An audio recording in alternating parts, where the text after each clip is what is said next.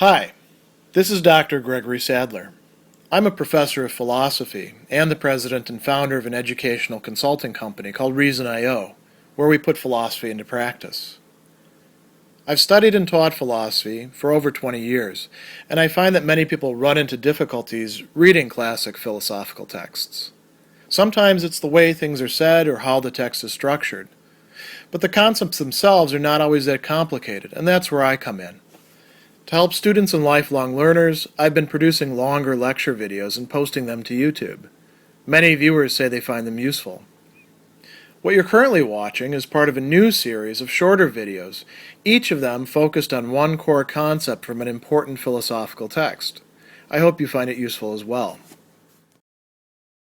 One of the first and very interesting topics that Simone de Beauvoir is going to dig into in the second section of the third part of the Ethics of Ambiguity, which is titled Freedom and Liberation, is what she calls constructive human activities. And this is actually going to be quite important. It's something that I would say sometimes gets left out when people are exploring existentialist thought. So her analyses here are really quite important and have a lot to say to our present time. So after discussing some objections that people raise against existentialism and bringing up her formula that she's derived earlier, willing freedom and willing to disclose being one and the same choice, she says, this means that freedom takes a positive and constructive step which causes being to pass to existence in a movement which is constantly surpassed. Okay, so that's something that she's elaborated earlier, but that's a very important idea. We're moving from just being things as we encounter them to something greater than that, but also you could say something in which negativity and ambiguity are going to play a role because human freedom has entered in. So this takes place not just in the abstract, but through certain determinate human activities. Among them, she's going to talk about philosophy. Okay. No surprise there because she is a philosopher, among other things. She's doing philosophy in this very work. Art, which she has discussed a good bit earlier, but she's going to tell us some additional things here. And then science. The sciences, as we see, not just a science, but the assembly of things that we, call disciplinary knowledge of how things are, including ourselves. And then this term technics. Now, I do have to say a little bit about that. So in both German and French, it's often translated as technology. So, for example, in Heidegger's The Question Concerning Technology, it's actually, the question Frage concerning technique, right? And the French technique is very similar to that as well. It can mean technology, but it also means techniques, like bodies of knowledge that allow us to get things done, like the Greek techne. So techniques and technology often go hand in hand. Think about computer science, right? Programming isn't just arranging certain circuits in certain ways. It's also the knowledge that the programmer has and uses and has acquired through application of techniques and technology in an iterative process. So each of these is a determinate way in which human beings use their freedom. She says each of these are indefinite conquests of existence over being. So this is very dynamic, right? Being is transformed into existence. And notice that she calls them conquests. So each of these is something that we can do and then we can move past and take for granted as something reliable. I can talk about post-Platonic philosophy, or she can talk a little bit later about Plato's realm of ideas, because Plato gave us something that is lasting. So They're fixed conquests. Do they then just remain static? And she says, if they do, they kind of quit being about freedom. She says, it's in the light of this assumption that they assume themselves as such, that they, as existence over being, that the word progress finds its true meaning. It's not a matter of approaching a fixed limit. That is a temptation for us much of the time. What are these fixed limits? Well, she gives us 3 examples. Knowledge, for philosophy or for science, knowledge in an absolute sense, or the happiness of humankind, that's the technics part, as we're going to look at, or the perfection of beauty, art. We don't get to these limit points, even though we often assume that we have, and some people that are very involved in these things will sometimes claim that what they've managed to produce has done it. I mean, philosophers are terrible for that. The system is finished. Everybody else, prior to me and all my contemporaries are lesser by comparison to my vast encapsulation of stuff. And we see scientists sometimes, actually it's less scientists and more popular science people who will do that sort of thing. And there's all the tech bros. It can also be, tech ladies as well, who get into that and they think that this technology is the thing that is the wave of the future. And haven't we seen so many of those already? So she goes on and she says, if that was the case, if we could actually reach this limit, all human effort would be doomed to failure, for with each step forward, the horizon recedes a step. For a human being, it's a matter of pursuing the expansion of their existence and retrieving this effort. That's the absolute. So science can go 2 different ways. And she says it condemns itself to failure when yielding to the infatuation of the serious, thinking that it has it all figured out. It aspires to attain being, to contain it, and to possess it. But it finds its truth if it considers itself as a free engagement of thought in the given, aiming at each discovery, not at fusion with the thing, not at dominating it, but the possibility of new discoveries. What the mind then projects is the concrete accomplishment of its freedom. Real scientists don't say, we've got it all figured out. That's what people who think that they turn science into its own weird kind of ideology. That's what they do with it. So she goes on, and she also talks about another aspect of science. Quite often, people will, as she says, try to make an objective justification of science in technics. So science is good, valuable, whatever it's going to be, because it leads ultimately to techniques and technology that then lead to human interests being realized that we want. So it's not that we want to understand the world for its own sake. We want to be able to do something with it. And she says, well, is that really the way that it works for actual scientists? She's going to give 2 examples here. The mathematician is usually concerned primarily with mathematics, not with the applications of mathematics.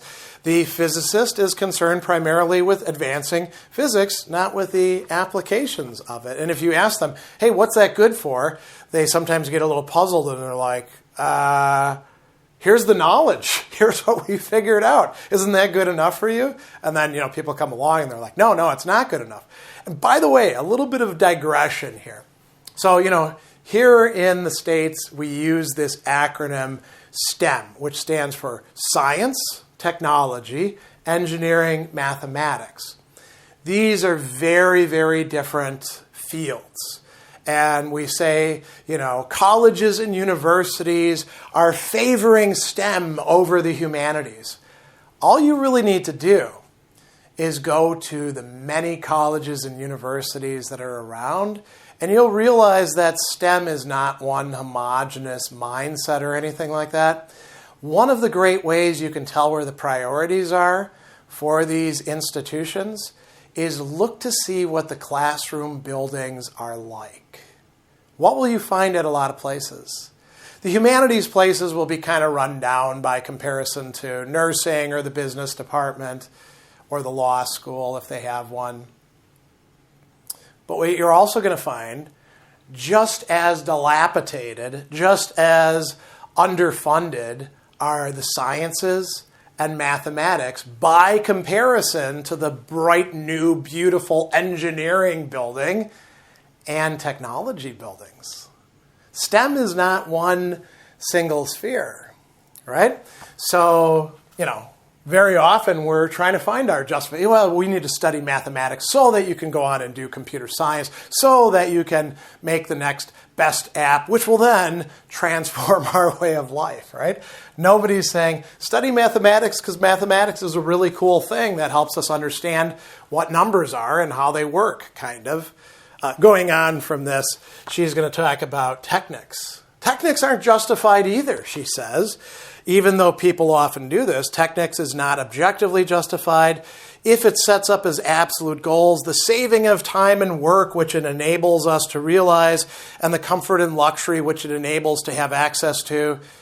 Then it appears useless and absurd. Why? I mean, at first it seems awesome, right? You're going to save so much time with doing this. Think about people saying, I don't need to actually read books. I can have ChatGPT summarize them for me, and it'll come up within an instant. What did you get by saving yourself that time and effort? Did you really have an achievement through that? She says, the time that one gains cannot be accumulated as in a storehouse. You can't actually save up time. It's contradictory to want to save up existence because it exists only by being spent. And there's a good case for showing that airplanes, machines, the telephone, the radio don't make the humans of today happier than those of former times. And we could think in our own present, does the presence of the internet, cellular technology, incredible cell phones that are portable, massively powerful computers, any of these things, do they make us happier than people were in the 1950s or in the 1850s? The answer doesn't seem to be yes. So she says, actually, it's not a question of giving people time and happiness. It's not a question of stopping the movement of life. It's a question of fulfilling it. If technics is attempting to make up for this lack, which is at the very heart of existence. Now, think for a moment about all of the promises of the technology sphere. We're going to make things wonderful, finally. Not like it's been for all of these slobs through all history. This changes everything, was the motto of the early 2000s with every new piece of technology, right? She's saying it fails radically to address this lack at the very heart of existence. But it escapes criticism, techniques, if we admit that through it, existence, far from wishing to repose in the security of being, thrusts itself ahead of itself in order to thrust itself further ahead, that it aims at what she calls an indefinite disclosure of being by the transformation of the thing into an instrument, providing us with tools, and at the opening of ever new possibilities for humankind. So if we understand technology that way, not as providing us with the determinate, wonderful future, that always turns out to be an illusion, but opening up new possibilities for us, now it could be justified. What about art? She's already discussed art quite a bit in previous places. She says that art should reveal existence as the reason for existing. You might say that sounds a little circular, and it does in fact sound a little circular, but it's not the same existence and existing in each case because that's part of the nature of existence. The existence that I have right now that I am opening up and then perhaps, trying to consolidate into an object that I'm working upon is something different than the existence over there that will be developed. And she says we shouldn't try to set up idols, right? Art reveals the transitory, the thing that we make at a certain time or that somebody else made before, as an absolute, and as the transitory existence is perpetuated through the centuries, art must perpetuate this, what a beautiful phrase, never to be finished revelation. We can go and look at a painting from the Renaissance and still find things in it that speak to us. The revelation that takes place in art if it's good art, isn't confined to its own time, even though it might help to know something about that time. The same thing for literature. The same thing for music. The same thing even for architecture. Exploring a place and trying to imagine being there and what it was like for those people. So she says the constructive activities of human beings, this is generally, take on a valid meaning when they're assumed as a movement towards freedom, and reciprocally, we see that such a movement is concrete. That means it's not abstract. It takes place through discoveries, inventions, industries, cultures, paintings, books. These, as she says, people the world concretely and open concrete possibilities to human beings. Think about de Beauvoir and her own writing. She is dead, long dead, and yet in a certain sense she speaks to us through this book, which is a book of philosophy. She was also an artist in certain respects. But what allows us to even have this book?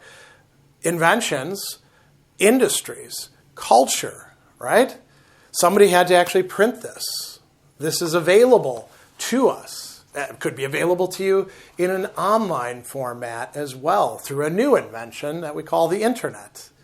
That's all very important. She also says two other things that are quite important about these constructive activities. So one is that we could dream of a future when everybody would be able to engage in this kind of constructive activity. Philosophy, art, science, technics. That is not the case. Why is that not the case? Because there are men in the present, men and women who can justify their life only by a negative action, right? We have a situation of oppression, which we'll talk about as a separate topic because she goes quite a ways into that in her analysis. The other thing that she talks about is that this freedom doesn't mean that we always succeed. You know, we encounter resistance, obstacles. We even fail. We go the wrong way in errors. You know, a technician may realize that an attempt proves abortive. And she says, these withdrawals and errors are another way of disclosing the world. And the world could be resisting us as material objects, but it could also be other people and social structures resisting us as well. So, you know, this is an important aspect of this. And I want to close on reinforcing one point that she makes. She says, my freedom, in order to fulfill itself, requires it emerge into an open future. It is other people who open that future to me, right? It is they who, setting up the world of tomorrow, define my future. But if instead of allowing me to participate in this constructive movement, they oblige me to consume my transcendence in vain, they're cutting me off from the future. They're changing me into a thing. So these, important human activities, not accessible to everybody, at least at the present time, her present time and our present time. And so, we should think about if this is desirable or possible to expand these possibilities to everybody else and what that would actually take on our part through engaging in these constructive activities.